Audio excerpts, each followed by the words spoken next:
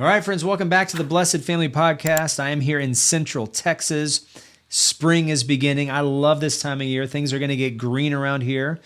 And it's always exciting to see God bring things to life. And guess what? That's what he wants to do in the spiritual realm. That's what he wants to do in your home. We here at the Blessed Family believe that the family is huge.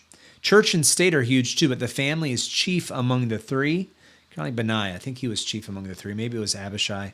I'm writing a trilogy on it. I should know. Anyhow, family's a big deal. It's chief among the three, and it is the foundation of society, and it's also the foundation that makes a good church. You can't have good church without good family. So today we're going to talk about something that we've talked before, maybe more than once. This is a big one, but I'm going to bring it up again because some people don't treat this podcast like a library. I hope you do, where you can go back and we title them all saying, hey, if you want to learn about this, if you want to learn about this. Very often podcasts are just about relevant things right now. No, these are stand the test of time, where 30 years from now you could go back and look at this. But some people don't know that. They don't go back and look at that. So we want to bring some of these back up to the surface. And here's a big one. It's how to be manly. How to be manly. This is addressed to sons and dads. Just because we can be a man, just because we're males who have gone through puberty, who can make babies, doesn't mean that we're living like men, spoken from personal experience. We need to repent of the effeminate spirit of the age and resurrect manliness. Okay, why talk about manliness? Because it's a big deal. Let me ask you a question. Is Satan aiming his crosshairs at men? Is he aiming his crosshairs at masculinity, at biblical masculinity? The answer is yes. And guess what? Satan is very strategic. He's very wise. Men build strong societies. So do women, by the way. We'll talk about them some other time. But the church today is full of males, but few men. I think it was Paul Washer's wife that said if you released a man-eating lion in America, it would starve because it couldn't find any men to eat. We need men. And you know what? Let me encourage you. God, by his grace, is resurrecting this. God, by his grace, is bringing his church to repentance. And we're seeing men beginning to rise up from the ashes like the phoenix. My son Job, his middle name is Phoenix for that very reason. Okay, why does this matter? Let's talk about gender just briefly. You've maybe seen me put up on a slide sometime a pyramid or a triangle, and I say this triangle represents life purpose, and there's three tiers of it. The bottom one is what we all hold in common. The top is very unique. So what is our life purpose? Well, the bottom one is to walk with God. God's calling his people to walk with him. So if my son comes to me and says, what's God's goal for my life? I'm going to say, to be in covenant with God. If my daughter comes and says, what's my goal in life? To be in covenant with God. That is the foundational part of the pyramid. Now, the top part would be, well, maybe he wants you to be a farmer. Or maybe he wants you to be an author. And that can change a lot. But the bottom stays the same. And the middle doesn't change. It just has seasons. And the middle is all about gender. If my son comes to me and says, Dad, what does God want me to do? Well, at the bottom, he wants you to walk with God, to be in covenant with God. And after that, God made you a boy. Two options, male, female. God made you a boy. Being a boy rocks, and therefore you need to be a protector, a provider, a leader, a shepherd. You need to marry well. You need to be a loving husband, a devout father, a biblically masculine man. And then there's this tip life purpose up here. I'm not sure. We'll talk about that some other time. And you've heard me say this before perhaps, but you can give your children 95% of their life purpose from the womb. If my daughter comes to me, Daddy, what am I supposed to do when I grow up? Well, I'm glad you asked. I mean, think about it. What do most parents say? Well, I don't know. What do you want to do? It doesn't really help that much. You can give them 95%, say, honey, I'm so glad you asked. Well, God wants you to walk with him. That's the bottom of the pyramid, to be in covenant with God. And second to that, God made you a girl, and being a girl is awesome. You know, Satan wants girls to be upset that God made them girls. And that's why we see girls that are trying to put on a masculine front, because they've swallowed the poison of feminism, which convinces girls that being a girl is second class. It convinces them that marriage is slavery and motherhood is a burden. And when they go through puberty and their body develops, they look at their body, which is, and I'm saying this in all purity and sanctity, which is incredible. God made the female body to be incredible in the context of life, marriage, and motherhood. But the woman, the young girl has been convinced, sometimes Christian homeschool young girl has been convinced through just media, movies, entertainment, through osmosis, that marriage is bad and motherhood is bad. So guess what? She looks at her body, she despises herself, and she tries to put on a masculine front. But now when your daughter comes, you say, no, God made you to be in covenant with him, and you're a girl. Being a girl is awesome. Therefore, God wants you to be a beautiful, feminine, and when I say beauty, that's very little about outside. That's about inside. 1 Peter chapter 3, check it out. And he wants you to marry well in the Lord, be a devout wife, and raise children to the glory of God. And there's other unique callings he has you up here.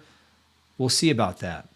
But this is life purpose from the womb, 95%. All right, let's get back to boys. What's the goal? Young men, I'm talking to you, and dads also. What's the goal? Well, the goal is to be as biblically masculine as possible. Now, people will take issue with that because they've bought into this toxic masculinity nonsense. What does it mean to be masculine? It means to be manly. What does it mean to be manly? Well, look at the Bible. We'll talk about that in a bit. But the Bible lays it out. Don't look at Hollywood. If you look at Hollywood, being manly means sleeping around and partying. No, that's effeminacy. That's being a childish wimp. That's not manly at all. Getting multiple girls to be close to you, that is the furthest thing away from manliness.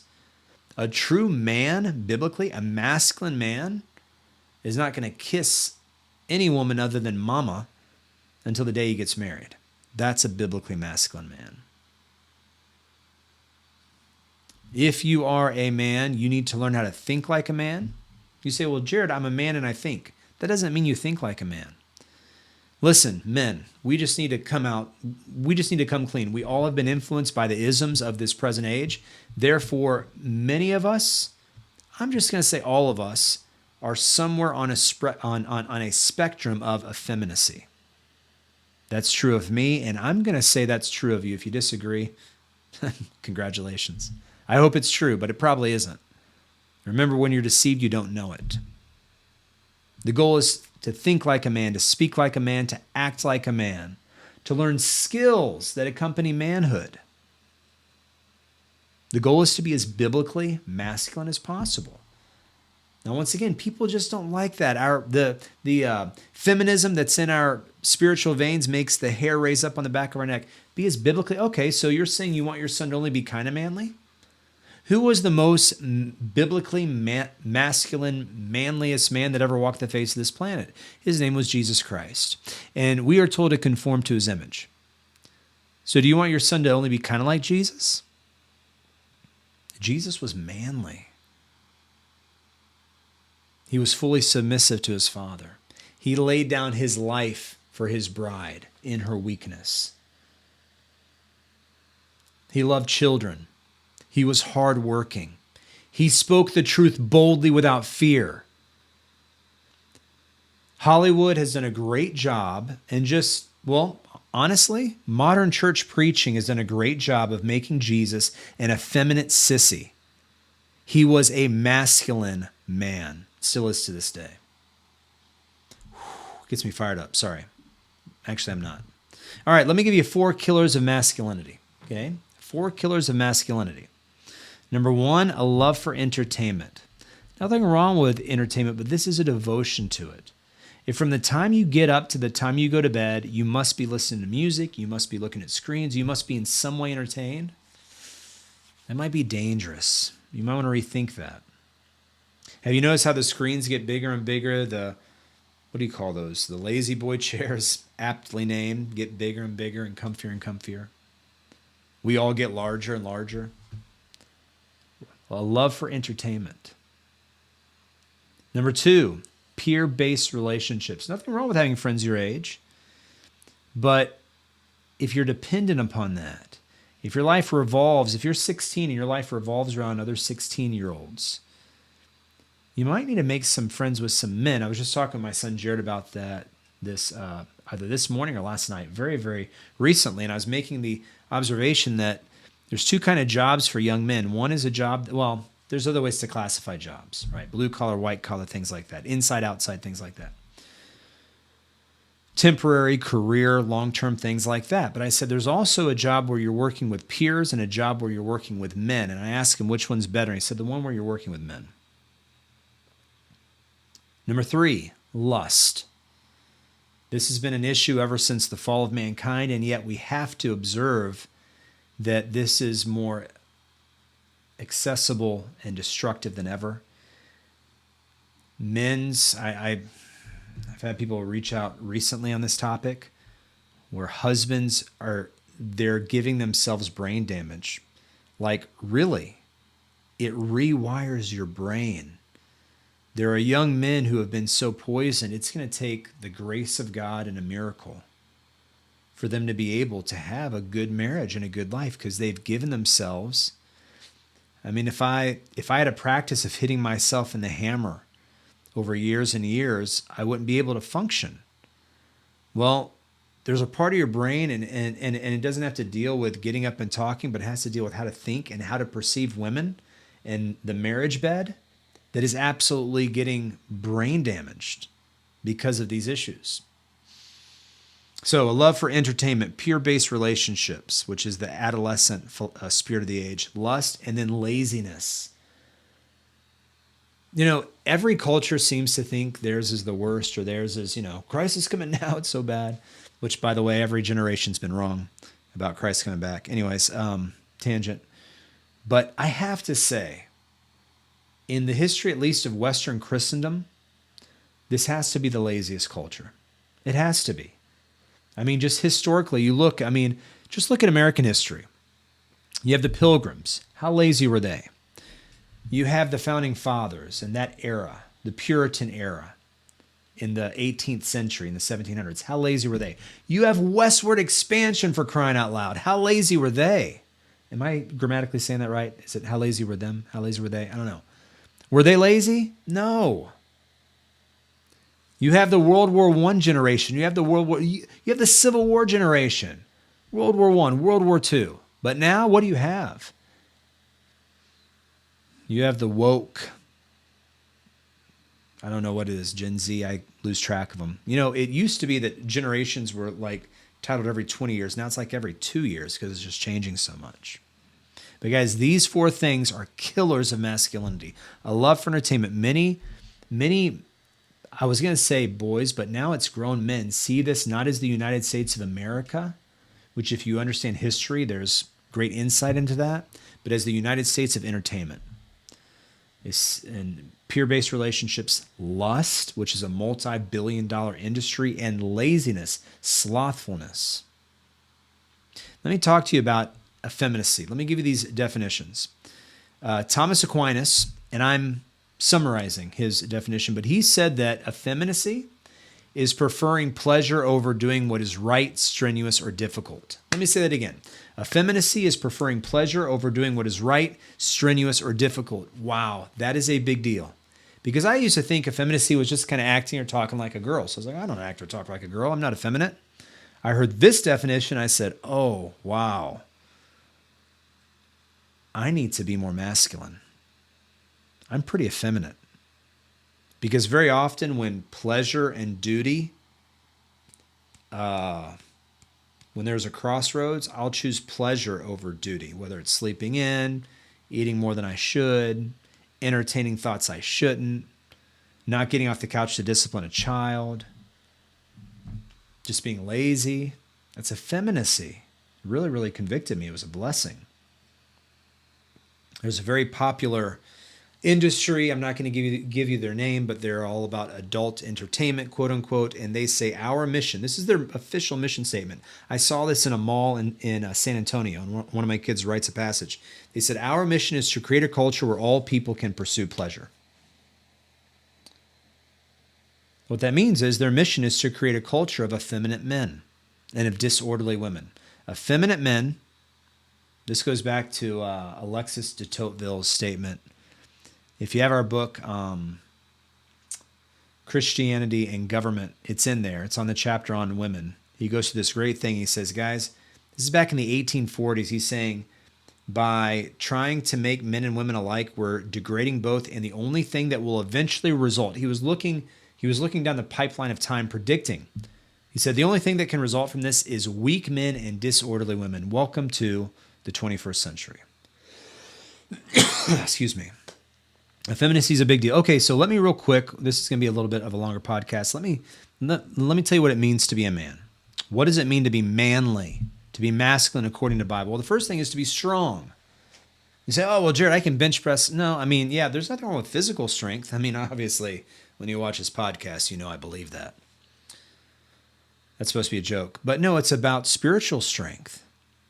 This is where 1 Corinthians 16:3 says, stand fast in the faith, act like men, be strong. You know that acting like a man is a biblical imperative. It's a commandment. It's a mandate. We are to act, men are to act like men. Women are to act like women. Act like men. What does that mean? It says, watch, stand fast, be strong. It means in the spiritual realm, being strong for your family, being strong for your church, being strong for society, being a man, being like Christ, who stood against tyranny, who wasn't afraid to speak out against nonsense, but also wasn't afraid to be silent when others expected him to speak, and also wasn't afraid to lay down his life for others, for his friends, for women and children. Titanic kind of stuff. King David, when he's on his deathbed, charging his son Solomon, he says, I'm going the way of all the earth, be thou strong. And he goes on to say, and show yourself to be a man by following God, walking in his footsteps, or walking according to his statutes and laws. It also means, so it means to be strong. I've got 5 things. Secondly, it means to honor and protect women. This is Titanic. This is the Birkenhead. This is 9/11 kind of stuff. Women and children first. Now I've heard articles of men who won't give up their seat on a subway train for a pregnant woman. And I wish I was there. Not because I'd smack him in the face. That wouldn't be very Christian. It might be. I'm still wrestling with that. But no, okay, it wouldn't be. But I would love to say, hey, everyone, check it out. You see what this guy's doing? This is what all of your isms, this is what equality gets you. A man not giving up his seat for a pregnant woman. That's shameful. It's effeminate. It's childish. It's weak. It's pathetic. Number 3, to be a man means to provide. Scripture says, if anyone does not provide for his own household, he has denied the faith and is worse off than an unbeliever. Wow, this is a verse that's not preached from the pulpit today. And weak men won't preach it because they know people will leave their church and they're effeminate preachers. If any doesn't provide for his own family, he has denied the faith? Yes, because the faith is all about, in the beginning, God made us male and female to take dominion. And to be a man is to provide. We are to be a picture of Christ. Does Christ provide for his church? Or does he look to the state to provide for his church? Is there some kind of spiritual welfare out there for the ecclesia of God?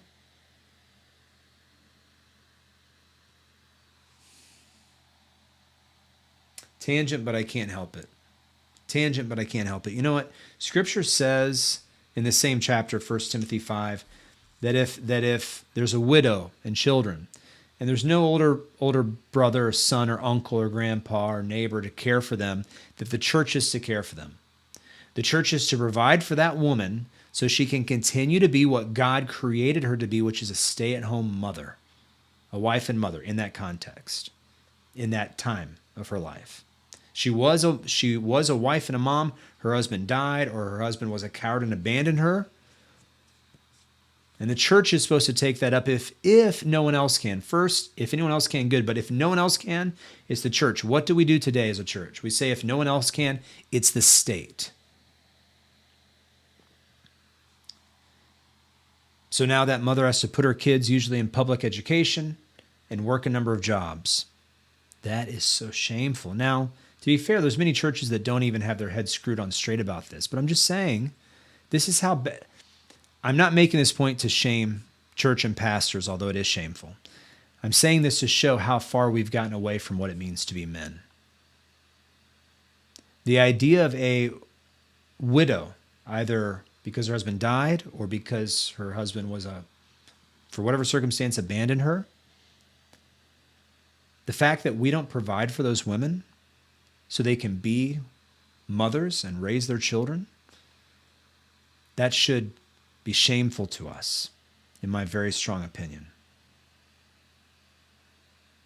But what do? We look to the state. So that's why there's family, church, and state. And today we have a bloated state and a starving church and family. The only responsibility, the state is to be the ministry of justice.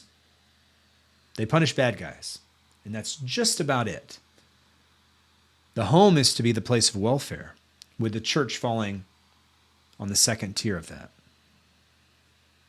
Fourth thing it means to be a man is to shepherd your family, to lead. Well, guess what? We've gotten men so used to turning that responsibility over to the state that now they turn that responsibility over to the pastor. They say, hey, pastor, I don't want to lead my family. You lead them. And well-intended, I'll give them the benefit of the doubt, pastor, say, okay, sweet. And so the children don't look to dad as a spiritual leader. They look at the pastor, and that doesn't work. That doesn't raise up strong men and strong women in the best sense of the word. And lastly, to be a man means to be, there's other things. These are the 5 things I have. It means to be skilled. Scripture speaks of this in Ephesians 4:28. Speaks of this in 1 Thessalonians 4:11 and 12. Man, the skills that our great-grandparents have that many grown men don't have today. But teaching our sons and how to be men who know how to work with their hands, not just know how to have the skill of actually doing things with their hands, but also just the ability to work, like to work hard in the sun all day for a bunch of days in a row. We have many males, but few men. It used to be the picture of the man who had his wife, provided a home for her, a pantry full of food, a closet full of clothes, and that woman took dominion of that home, and that family was blessed. The children made a man feel like a man. Well, today that's substituted with video games and pornography. Or, the men laying down their lives for women and children first on the Titanic. Now that's the man in the subway who says, no, hey, you chose to get pregnant. I'm going to sit down. Or, it's the men who don't want to be fathers. They don't want to have children, so they're going to take a woman, marry her, and then give her a puppy, I guess. Friends, this is where we need to give our sons, and we as men, as dads, need good heroes. We need the right heroes to follow. We need the right stories. I mentioned Birkenhead, Titanic. There's also the Burgoyne. This is the antithesis, the converse of a good story. And this was only, maybe a dozen or so years before the Titanic. And it was a French ship.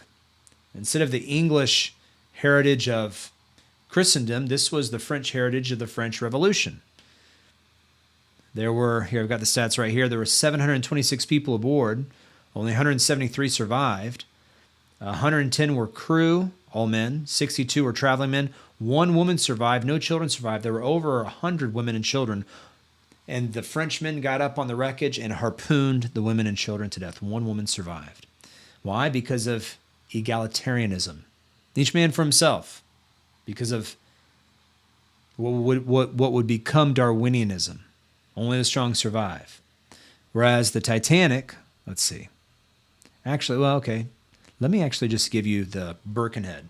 Birkenhead, 1845. This was a British ship with English and with Scots on it, Highlanders on it. It had 634 people, 441 died, all men.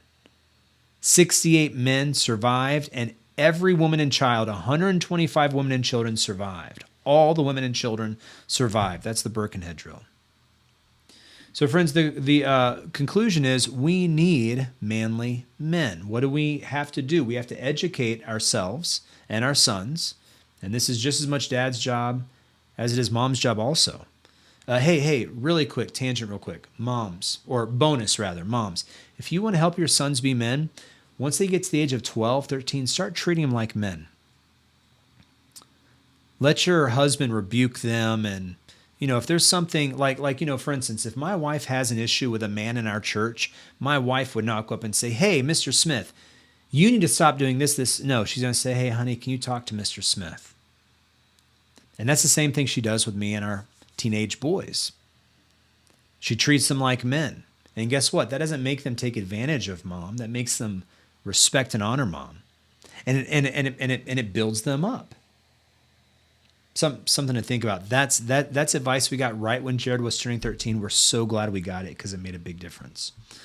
So the conclusion is we need manly men, and we get manly men by repenting of the 4 killers of masculinity that I talked about: love for entertainment, peer dependency, lust, and laziness.